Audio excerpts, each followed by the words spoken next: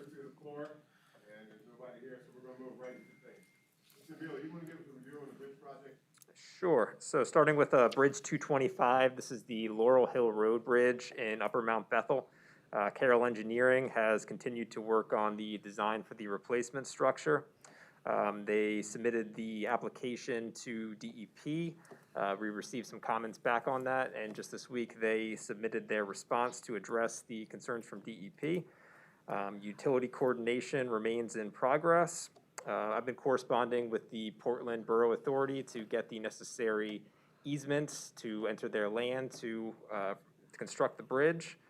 And at this point, we are expecting that the project will be ready to be put out to bid in early December. Questions, anybody? When can they start work on that? Do they have, like, not till next April because of weather or water? I'm not sure if there's any stream restrictions at that location or not. That's all. Anybody else? Move on to Bridge 8 replacement. AI Engineering, this is the Cressman Road Bridge in Williams Township. AI Engineering has continued to work on the preliminary engineering. To date, the survey and geotechnical report are complete. The environmental and cultural resource studies and utility coordination remain in progress, and the project is anticipated to be out to bid for construction in early 2021. Any questions? Is the funding from FEMA going to cover that reconstruction, or will the county have to kick money in? The FEMA funding will not cover the entire rehabilitation. The county will have to contribute, and I did budget, for that in 2021. Okay, thank you. Any other questions? All right, let's move on to P3 projects. So there hasn't been a whole lot of updates since the last time I stood before you. At this point, we have one additional bridge has been moved from substantial completion to final acceptance. So at this point, we have 11 bridges that have been issued final acceptance, 7 that remain in substantial completion, and 7 bridges remaining over the next 2 years in the schedule. The 7 bridges that are in substantial completion, Krieger Construction has completed their punch list items on those bridges. And at this point, all we're really waiting for are the utility companies to come back and move their utilities out of the temporary locations to the permanent ones. Both myself and the third-party engineer for the General Purpose Authority, we're in constant contact with the utility companies trying to get them to spur things along, but they're not the most friendly companies to get to do something quickly, I would say. So we are doing what we can to get those bridges wrapped up. Questions? Go ahead, Mr. Not on the P3. I'll wait if there's any other on the P3 first. I have no questions on the P3. Okay, so the 2 bridges I had asked you for updates on and some preliminary cost estimates, Bridge 15, has the preliminary engineering been done and any updates there? They are still working on the preliminary engineering. Supposedly, there's going to be a meeting held between the county, PennDOT, and FHWA in the near future to decide on how we want to handle that bridge in terms of a full replacement or rehabilitation. We've certainly made our preference clear from the onset as to what the appropriate solution is there. But those are the steps that need to be followed with PennDOT. Yeah, I think it's been pretty clear from the get-go that, as historical as some people may think that bridge is, it needs to be replaced.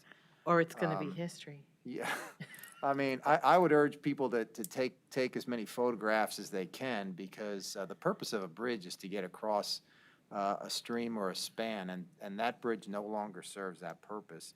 So I would agree, and I think that it needs to be replaced, but. Is that the Meadows? Yeah, it's by the Meadows. Any idea what it would cost, and would it be a typical box culvert? At this point, the engineer hasn't provided us or hasn't developed their full cost estimate, but don't think that it would be a box culvert at that location. It would probably be a more traditional two-span, conventional structure. Okay, and you wouldn't even want to venture a guess as to what? At this point, Do we have any without the comps? design being further progressed, I can't really hazard a guess. Okay. Then the other one, Bridge 31, how would that be, if it were to be replaced, what type of replacement and what would it cost? At this point in time, we don't really have any plans of replacing Bridge 31. Given the very low ADT on that structure, it's hard to justify any kind of replacement at this time. What's 31? It is Depews Road in Lower Mount Bethel. Hughes Road? Depews. Chairman, can you define the acronym ADT, please? Average daily traffic. Thank you. You're doing bridge speak. My apologies. Any other questions? Yes, go ahead. I'd like to double back to Bridge 15, because a lot was said about that last week in our budget hearing by Ms. Bradley, so I wanted you to have a chance to answer, because she led me to believe, I don't know how anybody else took it, but she led me to believe that all we had to do was ask and it would be given, and that it would be done, and she's waiting for the design, and let's make it so. So could you give me just a little bit more background, because that wasn't my understanding from you all these years. And so, if she comes back, I'd like to be able to have questions about that for her. Yeah, so I did watch the video from that budget hearing, and just to familiarize myself with what was said. And I wish it were as simple as just calling PennDOT and saying we're ready for construction, as she made it sound in that video. But I mean, I would have made that call every day for the past 2.5 years since that bridge has been closed. The fact of the matter is it's not that simple, obviously. PennDOT has their stages that it needs to progress through, from preliminary engineering to final engineering with utilities and right-of-way. And we're doing what we can to progress just out of the preliminary engineering phase, and we're getting roadblocked pretty much every step of the way. By PennDOT? That's what it appears to me, yes. Could you speak to that a little bit more? Well, we were told around this time last year that we'd be meeting with FHWA to decide on, the fate of this bridge, whether it would be replaced or rehabilitated. That meeting never came to fruition. Every time that I tried to, schedule that, it was just kind of a different excuse. And PennDOT kind of ultimately said, well, it's not our call to make, it's up to FHWA to make the determinations. Since Federal Highway Works? Federal Highway, Federal Highway Administration. Thank you. Yeah, PennDOT said if it's Federal Highway's call, since they are contributing the bulk of the funding to the project. When I spoke with the local rep from Federal Highways, they said that's not true at all. We don't make the determination in these sorts of instances. As long as you have justification to say the bridge needs to be replaced and a rehabilitation isn't the prudent way to go, we will support whatever route you want to go. So I mean, it's just one entity seems to kind of pass the buck, between each other, and we're doing what we can to get this bridge replaced. It's not as simple as Ms. Bradley alluded to. And then I guess my other question about that is, so I understand that Ms. De Leon and a group of Lower Stockton residents worked to get this put on the Federal Register as a historic bridge. Ms. Bradley alluded to the fact that there's all kinds of restrictions that now have to be followed and adhered to because of that designation. Is that true? Well, And if so, what are because I'm not quite sure how exactly that designation changes our requirements, but we were already required, whenever you're using federal funds to conduct an archaeological and historic resources study, that work was already, it's already been performed. And the way that I understand it is, even if they do find that it's a historical structure, if there are significant safety concerns like we have with Meadows Road Bridge, where, there's no room for pedestrians on the bridge. The vertical crest on it makes it so that two vehicles that are approaching can't see each other. Right. A lot of the damage that bridge has sustained over the years is just a result of cars crashing into the barriers because, two cars are approaching each other at the same time. And not to mention the severe flooding issues that you have when you have it's a roughly 110-foot bridge, I believe, and it has 4 arches. I mean, it's just a hydraulic nightmare. It dams up with tree debris pretty much every single storm that we have, and I believe emergency management gets called out there on a pretty regular basis to help evacuate the banquet hall just because the flooding is so severe there. So in our opinion, we have numerous, safety concerns with that bridge that would outweigh any kind of historical designation. Is there any other way to get around that particular bridge and actually just restore side A and side B? It would take a complete rebuild for that bridge. And is there anything that we could do to help this process or help jog this process? Because, Charles has spoken to PennDOT more than I have. I have not, but I just wonder, is there any way to get this? Because again, we were told last week, did I hallucinate? We were told that all we had to do was ask and present and it will be done. Go ahead, Mr. Cusack. Well, it seems to me that PennDOT is dragging their feet or batting you back and forth. Is there any way that the county can do the engineering that's necessary? I mean, we own the bridge. We issued engineering contracts for Bridge 8, 220, you name it, we've issued engineering contracts. Why can't we bid this out and do it ourselves? So, we already don't get anywhere near equity. I agree. When it comes to funding projects, transportation projects in Northampton County. I mean, my view is we need to seriously consider leaving LVTS.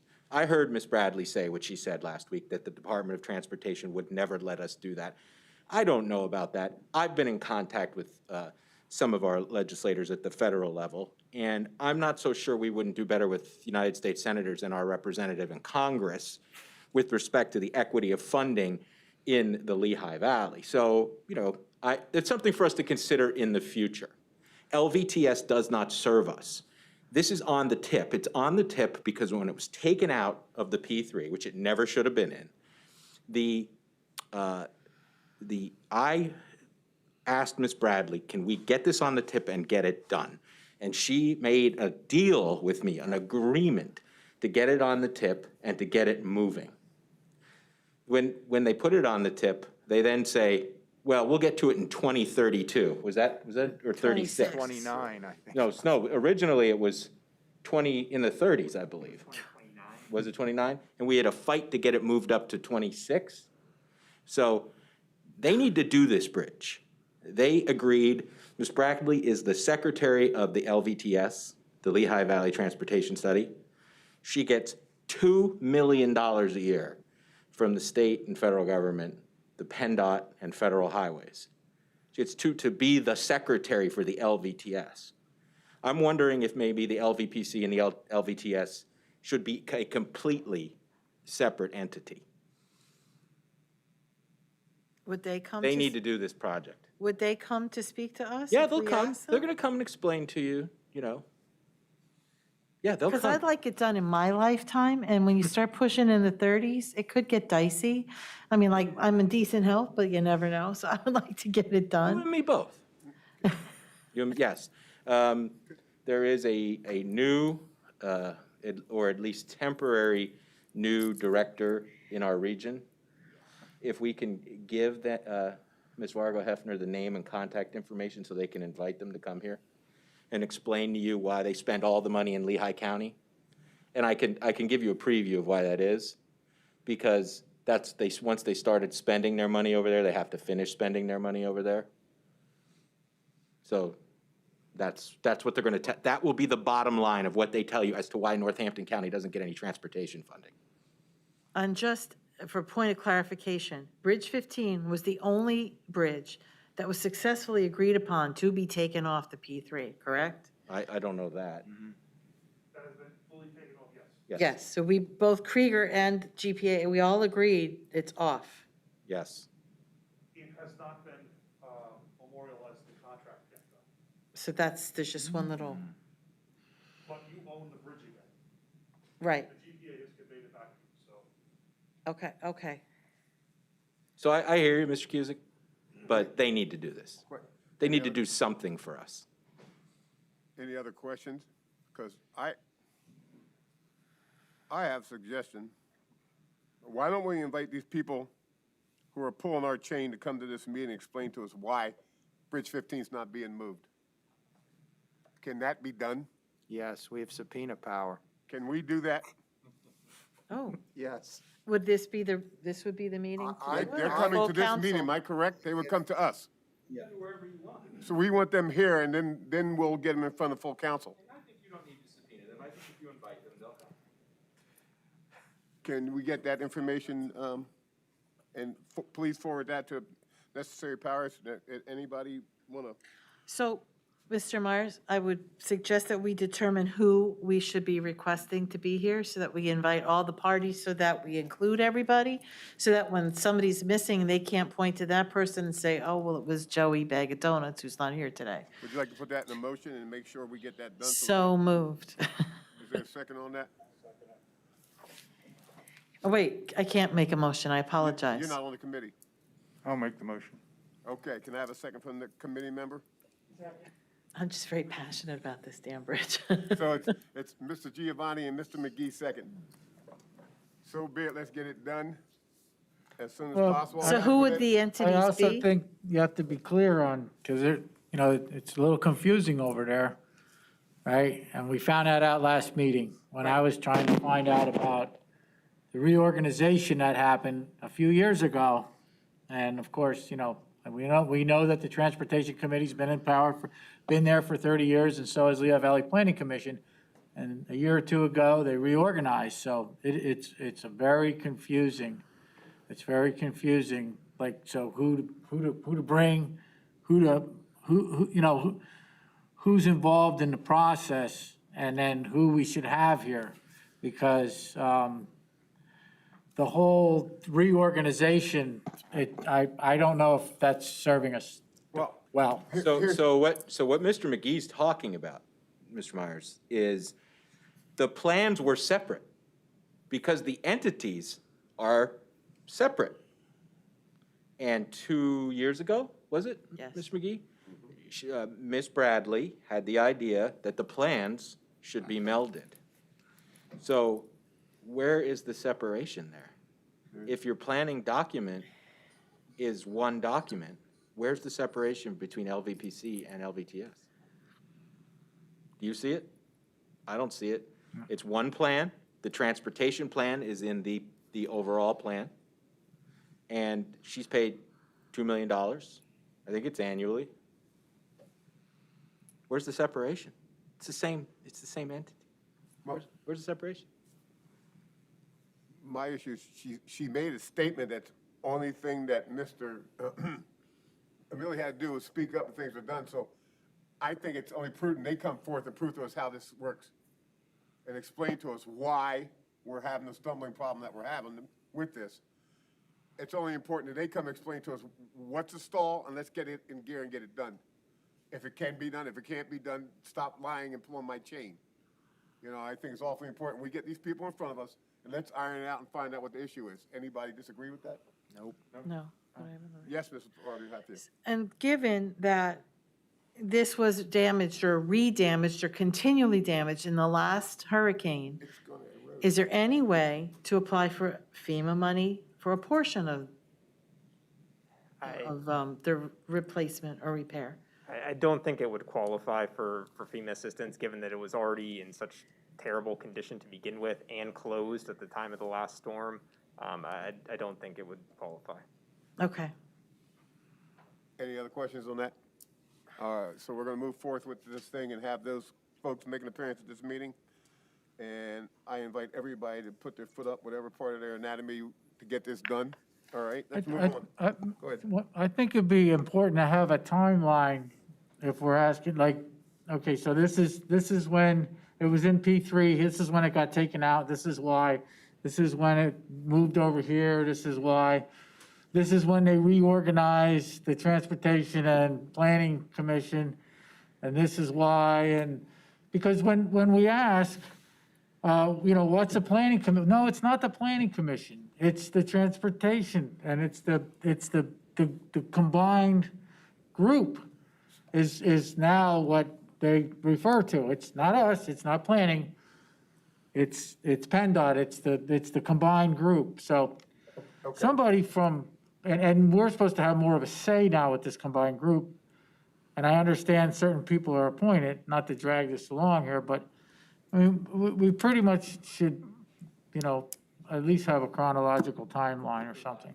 Can that be provided? Yes.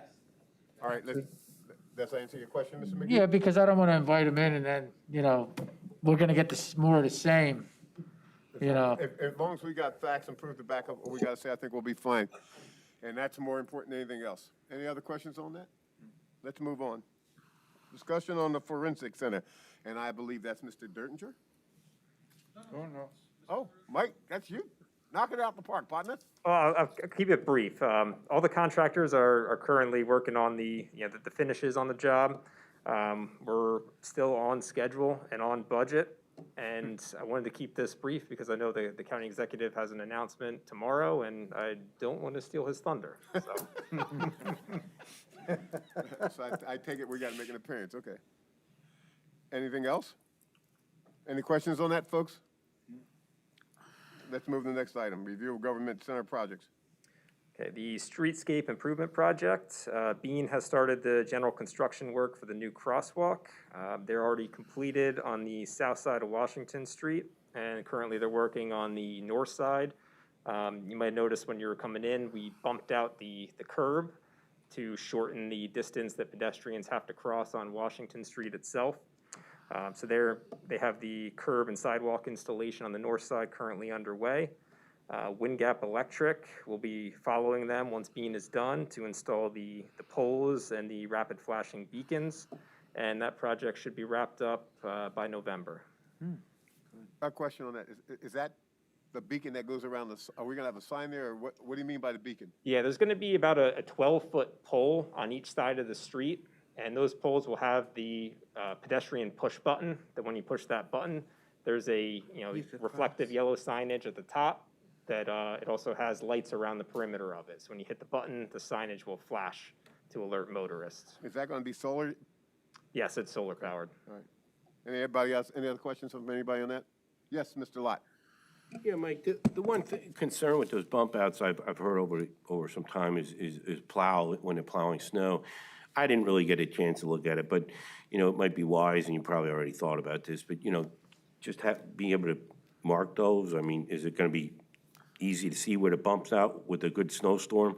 Because I've heard many times, they did them in, I wanna say, Macungie up that way, and the snow plows took a couple of them out. We don't wanna see that happen. We're talking about Eastern Flowers. Yeah, just jumping in. Michael and I met with the city of Easton, and it is actually designed so that you can actually roll the plow through there rather than having to plow that corner. So it will be done in a way that's very convenient for that. Anybody else got a question?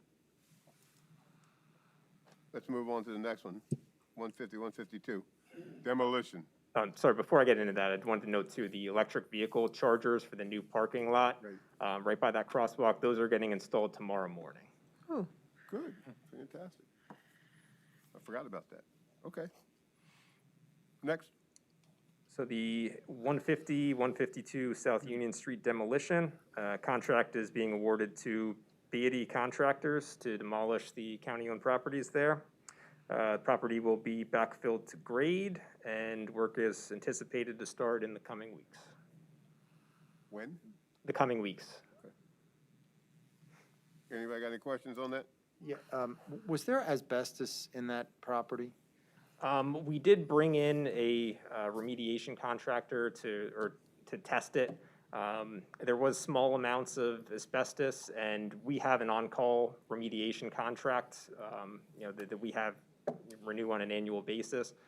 So we'll be taking care of that ourselves. That way the contractor can just come in, do the demo, and not have to worry about any kind of remediation. Okay, good, thank you. Any other questions? I'm assuming the city's done doing their little fire training in those buildings? I believe they're waiting a little closer to when we're ready to actually start to hold their training. Okay. No questions on that? All right, let's go to C, generator upgrades. All right, a contract for electrical engineering services was recently awarded to NTech Engineering. So the existing generators at the government center were, essentially sized for future expansion and are currently being underutilized. So what this project will do will allow for additional loads to be connected to these generators to minimize the disruption during an outage. So a lot of our high-vac equipment currently doesn't have any kind of emergency backup. There are some areas of the building that don't have a full emergency lighting. So these are all items that we're looking to address as part of this contract. Is there a cost on that, Mike? Cost to what? Retrofit those? I don't have a construction cost yet, but we just had the kickoff meeting and walk through with the engineer earlier this week. So at this point, I don't really know. All right. Any other questions? Okay, cooling tower, unless you got something else for me. That's all I got. So the cooling tower bids were recently received for the mechanical and electrical contracts for the replacement cooling tower here at the government center. General construction portion is being rebid. We did not receive any bids on that portion of the work. But we did receive 6 bids for the mechanical portion and a bid for the electrical. So at this point, we're obviously rebidding it for the GC work, and we'll likely be in contact with the bidders for the mechanical and electrical to honor their pricing while the other portion is rebid. We're replacing it because of age or it's damaged? It's old at this point. It was constantly needing repairs. I think it's past 20 years old at this point. Is that on the roof? It's directly above us, actually. So you're gonna be using cranes to put up and down for that? Yes. Okay. You can hear it right now. It's not actually isolated like the new units are. Okay. Anybody got any questions on that? If not, okay. Mike, you're going to item 5, review of gray cell projects. Okay, the paving at the emergency management lot, bids were received recently, and contract has been awarded to Bracalenti Construction. This work will encompass milling off the existing pavement, recycling it in place to serve as an additional base course and repaving. And that work is scheduled to begin in early November. Is that just because the damage done from no, or it just needs to be done? It's certainly been exacerbated by the construction traffic for the forensic center, but it was in need of repaving even prior to that project beginning. Okay, so this is just going to make it look pretty to match what we're doing with the new building. Absolutely. Anybody got any questions on that? All right. Let's go to 6, review parks projects, Norbath Trail. I guess we heard about that earlier. Yeah, I don't have too much to add at this point. It'll be on the agenda for tomorrow. Okay. Go ahead.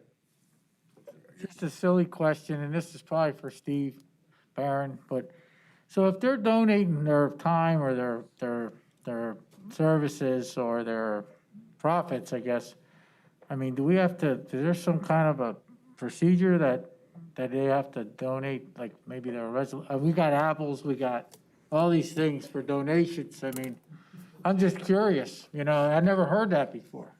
So I don't think this would be any different. I guess that's for than- procurement, that question, Yeah, I right? don't think this would be any different than any other normal contract award.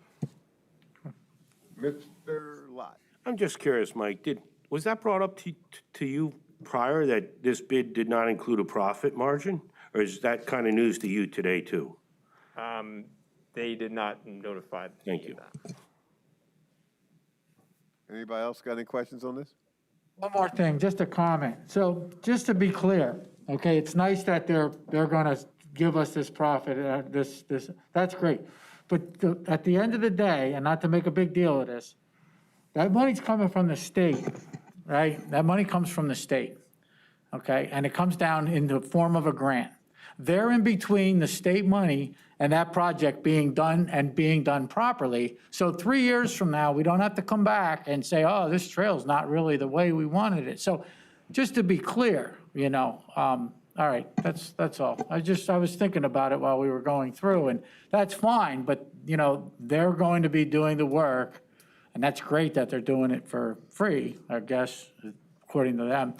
But that could be done by anybody, and I'm just, we need it to be done properly, and Yeah. people paid properly, so. And our contract with the engineer also includes construction inspection, so they will be out at the site regularly, ensuring that the specifications are being followed. Our park staff checks up on these projects routinely to make sure that everything is going per plan.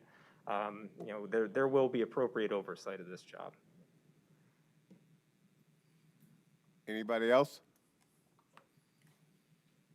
Okay, let's move on to number 7, review of prison projects generator. So Albarell Electric has completed the installation of the new 300 kilowatt Cummins generator. It's located right by the prison intake and the employee entrance. So that generator now powers the main building of the prison, as well as the 4 vehicle gates that did not have any emergency power previously. So that project is completely wrapped up now. It's great news. No questions on anything else? You said it powers the main building, everything in the main building, or just security in the main building? I mean, how much does that generator cover in the prison, I guess, is what I'm asking, in the main building? Is it? I believe it's the security and the lighting. I'd have to double check with the Yeah, staff at the prison on this specifics. I heard you say covered the whole building. I thought, Yeah, wow. that's right. But- It powers the cafeteria as well. Got you, thank you. Does that sit outside? Yes. Yes. Okay, thank you. It's on the outside of the wall. Do we have any other questions? If not, would one of you gentlemen like to put a motion to adjourn? Motion to adjourn. Thanks, Mike. Thank you, Thank guys. See you next.